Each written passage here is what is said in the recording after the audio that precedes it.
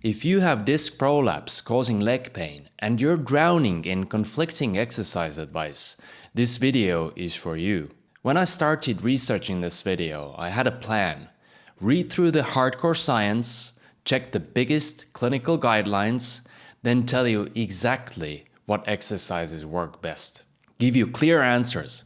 McKenzie, fantastic. Nerve flossing, waste of time. Simple, done. But the deeper I dug, the more I realized I can't give you that kind of certainty. There's actually very little high-quality evidence specifically for sciatica. Most recommendations, even in major guidelines, are based on expert opinion, not bulletproof studies. You can't trust social media claiming one exercise is way better than another. So here's what I'm doing instead. Giving you options ranked by the best evidence available and what I've seen work in 13 years. My hope you find what works for you. You're suffering. You deserve honest guidance, not hype. Quick reminder, most disc prolapses heal naturally over 6 to 12 weeks without the need for surgery.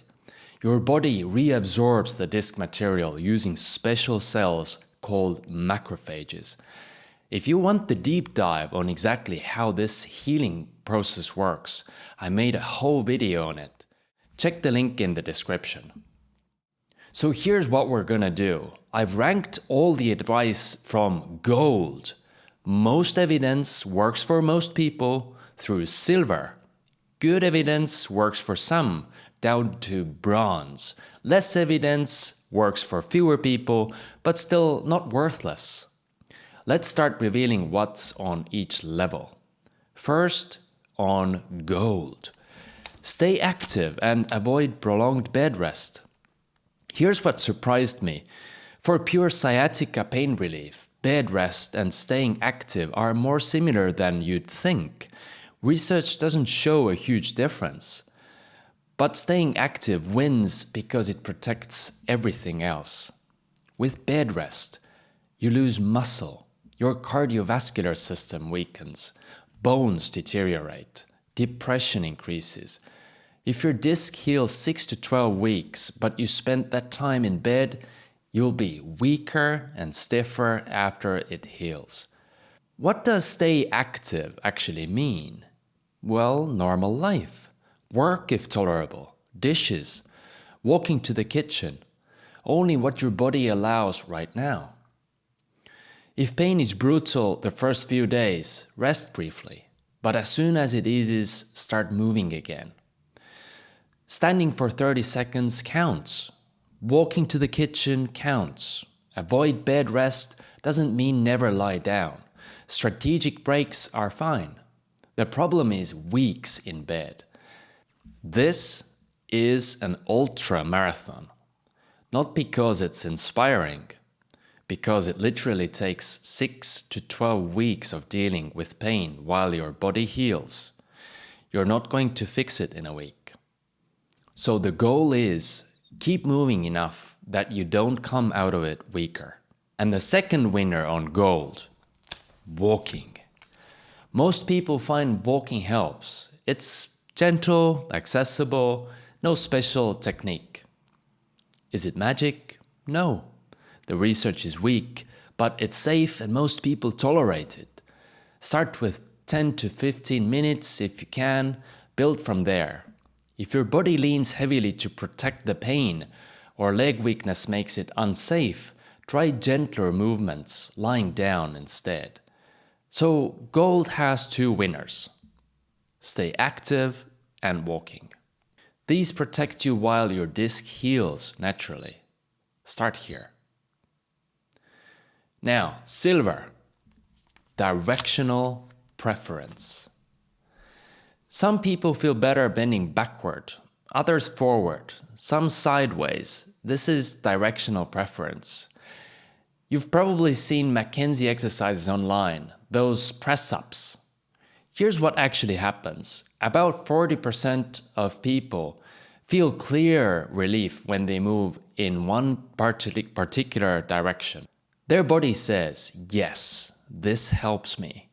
Another group feels partial benefit, inconsistent, and roughly a third, no real change. The key is testing. Try backward, forward, sideways. Does your leg pain reduce?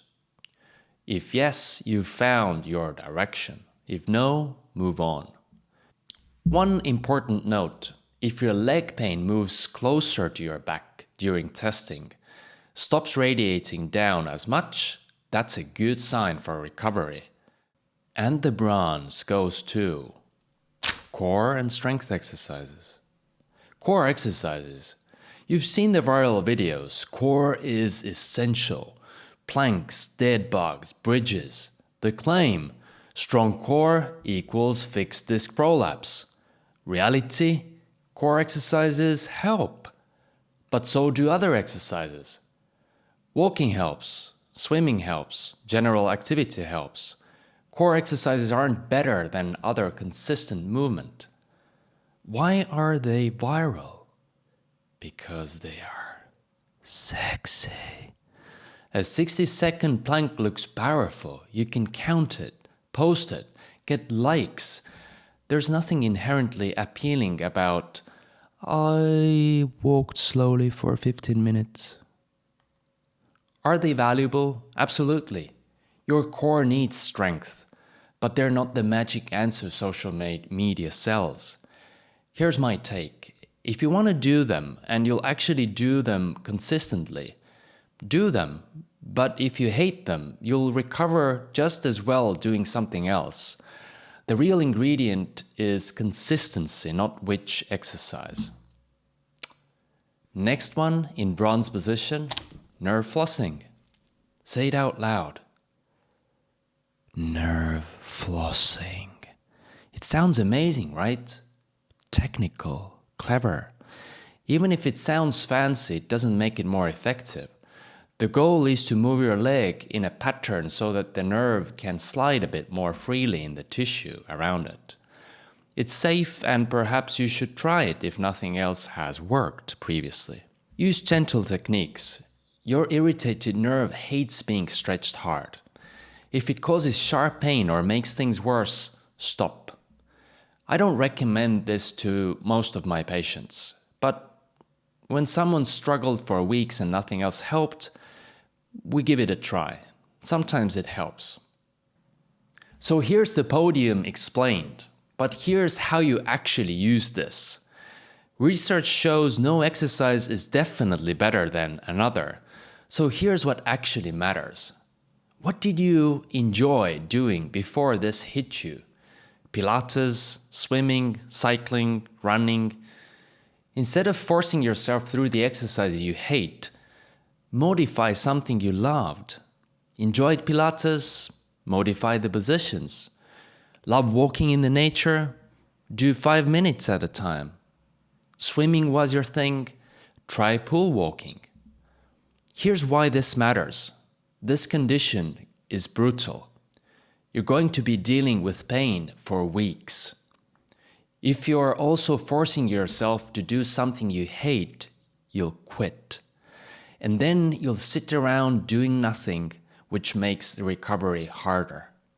So pick something, gold, silver, or bronze, that you'll actually stick with.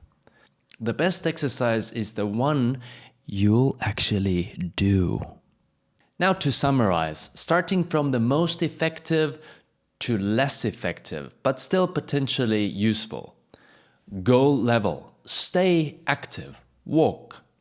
These aren't magic, they're just protection. They keep your body and mind from falling apart while your disc heals naturally over 6 to 12 weeks.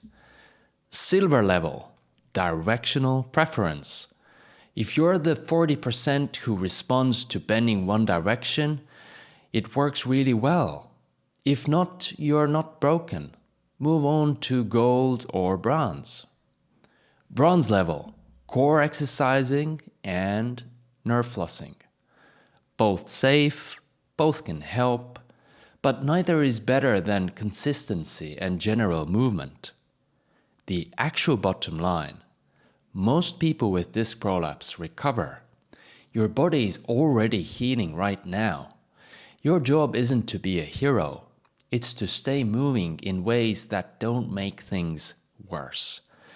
Not to go crazy during the weeks of pain and give your body time to do what it does naturally.